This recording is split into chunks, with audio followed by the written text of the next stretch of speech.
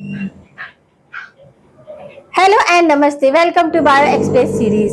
Tension नहीं, तैयारी करें स्मार्ट तरीके से। Bio express 10 minute quick revision series. आज इस सीरीज में हम लेकर आए हैं टॉपिक मिनरल न्यूट्रिशन।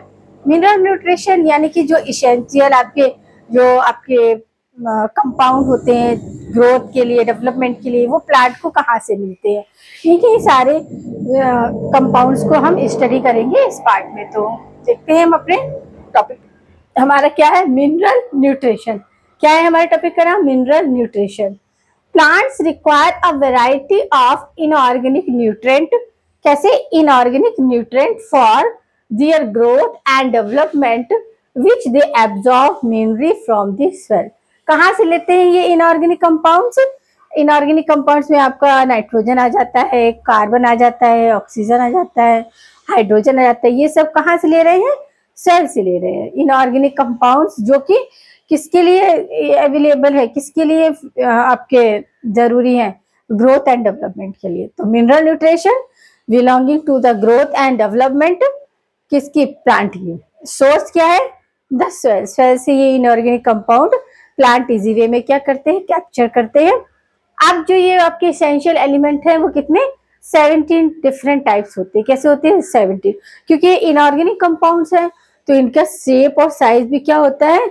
डिफरेंट होता है। तो शेप के बेस पे हम एसेंशियल न्यूट्रिएंट को 17 है काउंट में, और शेप यानी कि इनके साइज के बेस पे फर्दर 2 पार्ट में डिवाइड करते हैं, macronutrient compound and micronutrient compound. Macronutrient compound 9 more than, कितने हैं? 9। और आपके माइक्रोन्यूट्रिएंट आपके 8 मोर देन है। तो आपके 9 8 प्लस इज इक्वल टू 17। अब जो आपके मैक्रोन्यूट्रिएंट है ये रिक्वायर होते हैं आपके dry weight of plant 10 milli molecule से ज्यादा, more than to 10 milli molecule weight, dry weight of plant. Plant की जो ड्राई वेट है उससे आपके मोर देन कितना? 10 ml मॉलिक्यूल्स। अब और आपके माइक्रो क्या होते हैं? ये लेस देन होते हैं, 10 mm से कम dry weight of water plant. अब जो हमारे मैक्रोन्यूट्रिएंट है, मैक्रोन्यूट्रिएंट में देखिए 9 एसेंशियल कंपाउंड आते हैं। कौन कौन से? कार्बन है, hydrogen, oxygen, nitrogen, phosphorus, potassium, sulphur, magnesium और कैल्शियम। ये आपके क्या है? मैक्रोन्यूट्रिएंट है आपकी, जिनकी क्वांटिटी या जिनका साइज जो होता है वो कितना होता है? 10 ml क्वांटिटी होनी चाहिए ड्राई वेट ऑफ प्लांट के। वहीं आपके मैक्रोन्यूट्रिएंट आपका फेरिक है, कॉपर है, मॉलिब्डेनम है, मैग्नीज है, जिंक है, निकिल है, बोरॉन है और क्लोराइड है। ये आपके क्या है? आपके हैं मैक्रो। तो यहाँ हमने एसेंशियल एलिमेंट्स देखे, इनिशियल इनऑर्गेनिक कंपाउंड देखे जो 17 टाइप होते हैं। 9 मोर देन मैक्रो, और आपका माइक्रो क्या है? 8 मोर देन। इनकी क्वांटिटी कितनी होनी चाहिए? 10 ml माइक्रो मॉलिक्यूल्स आपके क्या होनी चाहिए? Dry weight of water, dry weight of plant. और इसी तरह आपके लेस देन 10 मिली आपके क्या? मैक्रोन्यूट्रिएंट होने चाहिए। ये हमें याद रखने हैं क्योंकि आपके क्वेश्चन में इंपॉर्टेंट क्वेश्चन बनता है कि आपके कौन कौन से इसमें आते हैं, कौन कौन से नहीं आते हैं। तो आपने याद रखना है कि जो जिंक है, मॉलिब्डेनम है, मैग्नीज है, क्लोराइड है, ये सब क्या आते हैं? ये आते हैं माइक्रोन्यूट्रिएंट पे। वहीं आपके कॉपर है, हाइड्रोजन है, ऑक्सीजन है, सल्फर है, पोटेशियम, और ये सारे के सारे आपके मैक्रो में आते हैं। अब जो आपका एक इसी में वर्ड आता है हाइड्रोफोनिक्स। हाइड्रोफोनिक्स क्या है? कि मतलब जैसे कि हमने कहा कि ये जो इनऑर्गेनिक कंपाउंड है, न्यूट्रिएंट जिन्हें हम मिनरल न्यूट्रिएंट बोल रहे हैं, ये सेल में प्रेजेंट होते हैं। बट किस साइंटिस्ट ने एक्सपेरिमेंट किया कि हम अगर सेल को रिप्लेस कर दें और हम ये इनऑर्गेनिक कंपाउंड के, ये इसे बोलते हैं फ्री कल्चर, फ्री कल्चर में हम इन्हें अप्लाई करें। तो इसको किसने ऑब्जर्व किया? सबसे पहले जूलियस वॉन सच साइंटिस्ट ने अप्लाई किया। सॉइल लेस कल्चर, इसमें सॉइल नहीं है, केवल आपके न्यूट्रिएंट है, उनकी फिक्स क्वांटिटी है। तो nutrient enrich soil free culture, इसे क्या बोलते हैं? फ्री कल्चर बोलते हैं। अब इसमें एग्जांपल लिया है टीएलसी यानी कि टी फॉर टोमेटो जो ग्रो कराए थे, एल फॉर लिटिस और सी फॉर सीडलेस कुकुम्बर। इन तीनों को ग्रो करके देखा था किसमें? आपके फ्री कल्चर में। फ्री कल्चर यानी कि स्वेललेस कल्चर था, जिसमें स्वेल नहीं था, केवल न्यूट्रिएंट की क्वांटिटी थी। उसमें भी फिक्स क्वांटिटी दिया गया था कि कैल्शियम की मात्रा इतनी रखनी है, नाइट्रोजन की इतनी, ऐसा। अब इसी में के सिग्निफिकेंस क्या है आपके, किसके, आपके हाइड्रोफोनिक्स के।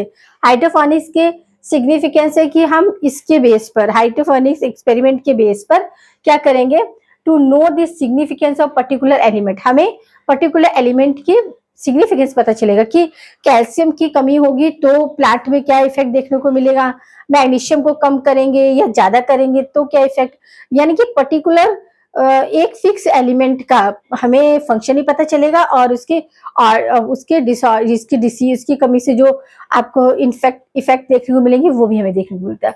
दूसरा, determine to deficiency symptoms causes by any element.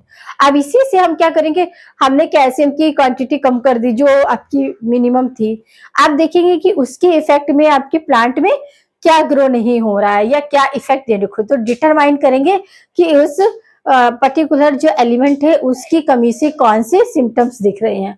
फिर है आपका इसेंशियल, की मतलब एलिमेंट्स की रोल क्या है, इससे हम डिटरमाइन कर पाएंगे कि इसेंशियल एलिमेंट की सभी की जो आपके 17 है, सभी की अपनी अपनी पोजीशन है। अगर उनमें से हम किसी को कम ज्यादा करेंगे तो भी हमें क्या करने देखने को मिलेगा, सिम्टम्स देखने को मिलेंगे कि हमने सोडियम का एक्सेस कर दिया या फिर हमने मैग्नीशियम की कमी कर दी तो क्या इफेक्ट, तो ये सारा हमें देखिए। तो ये रिजल्ट से हमें क्या मिलेगा हाइड्रोफोनिक से, इससे हमें मिलेगा कि हमारे लिए कि जो आपके जो मिनरल्स हैं वो कितने इम्पोर्टेंट, क्या उनका सिग्निफिकेंस है, प्लस उनकी क्वांटिटी का कम ज्यादा इफेक्ट क्या पड़ता है जो सीधा हम सिम्टम्स के फॉर्म में देख सकते हैं।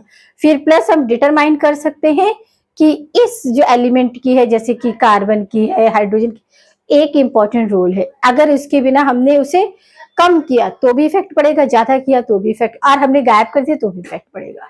अब हम देखेंगे क्राइटेरिया ऑफ इसेंशियलिटी, मतलब ये जो कंपाउंड है इनका इसेंशियल है, इसमें क्या क्राइटेरिया बिलोंग करते हैं।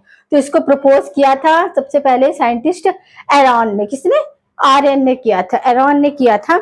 आरएन जो साइंटिस्ट थे उन्होंने ये किया था कि मतलब क्राइटेरिया क्या होने चाहिए जो न्यूट्रिएंट आपके प्लांट में प्रेजेंट हो। सबसे पहले तो element must be specific, must replace any other element, यानी कि उनकी जगह कोई अदर एलिमेंट को यूज न किया जा सके। फॉर एग्जांपल अगर हमने कार्बन की कमी की है या कार्बन की एक्सेस की है तो कार्बन को रिप्लेस करके हम कार्बन का सब्स्टिट्यूट वहां पर यूज न कर सके, हमें कार्बन ही वहां चाहिए।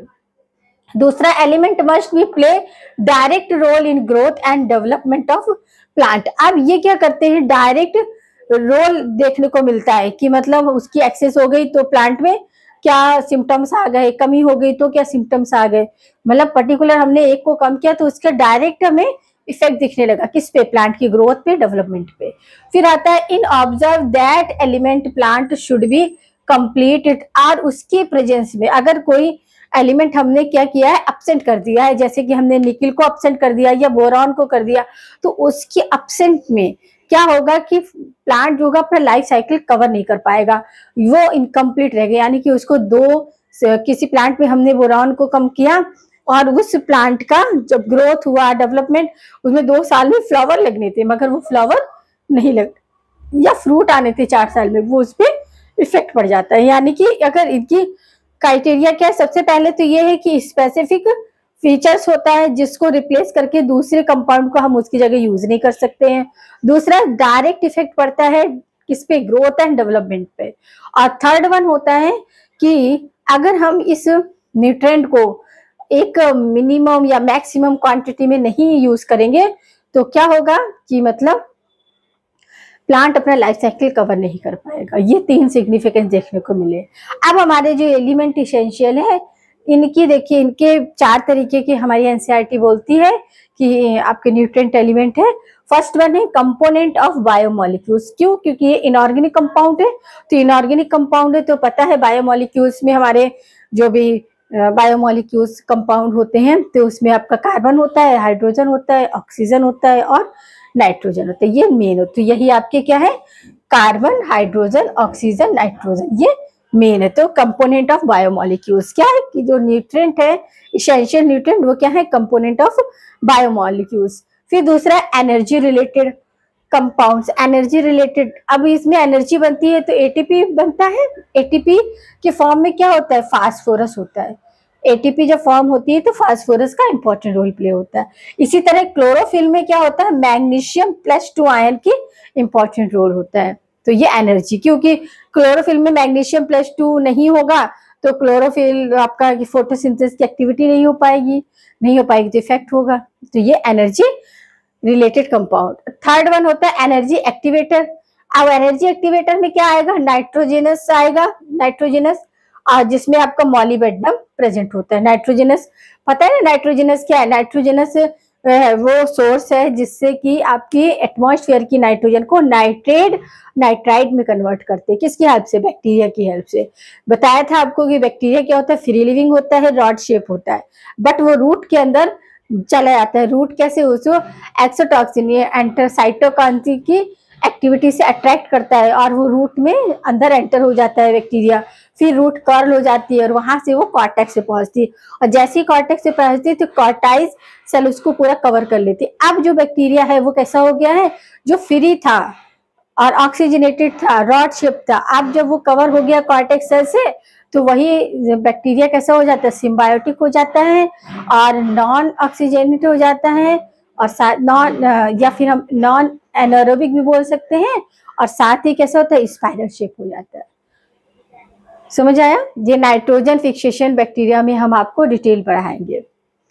तो ये नाइट्रोजनेस, मोलिबेडनम और रूबेस्को और पेप्टिकेस। अब इसी में क्या होता है, ओईसी यानी कि आपके क्या है, oxygen involving complex. Oxygen involving complex क्या होते हैं, ये होता है मैग्नीज, और आपका क्या होता है, कैल्शियम होता है 2+ और 1 क्लोराइड। ये आपके क्या है, ऑक्सीजन इन्वॉल्विंग कॉम्प्लेक्स है।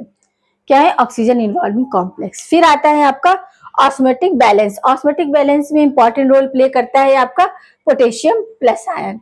ये क्या करता है, अगर ये ज्यादा होता है तो स्टोमेटा ओपन होते हैं, कम होता है तो स्टोमेटा क्लोज होते हैं, और स्टोमेटा ओपन है, क्लोज है तो हमारा ट्रांसपोर्टेशन की एक्टिविटी परफॉर्म होती है। तो यहाँ पर हमने देखा कि किस तरह आपका कितना इंपॉर्टेंट है मिनरल न्यूट्रिशन का। मिनरल न्यूट्रिशन कहाँ से सोर्स है, स्वेल से, और उनके 17 टाइप हैं जो कि मैक्रो और माइक्रो में आपको याद रखना है। कार्बन, सोडियम, हाइड्रोजन, सब कुछ आपको सीक्वेंस याद करना है, क्योंकि क्वेश्चन आपका माइक्रो न्यूट्रिएंट भी पूछे जाते हैं और मैक्रो न्यूट्रिएंट भी पूछे जाते हैं। मैक्रो न्यूट्रिएंट में आपके जिंक आएगा, बोरॉन आएगा और आपका क्लोरीन आएगा, समझ गए, ये सारा इसमें आता है।